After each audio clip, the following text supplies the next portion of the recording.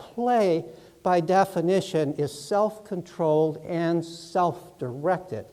It's the self-directed aspect of nature, of play, that gives it its educative power. Play is where children learn that they're in control of their own life. It's really the only place they are in control of their own life. When we take that away, we don't give them the chance to learn how to control their own life. Play is where they learn to solve their own problems and learn, therefore, that the world is not so scary after all. Play is where they experience joy and they learn the world is not so depressing after all. Play is where they learn to get along with peers and see from others' points of view and practice empathy and get over narcissism.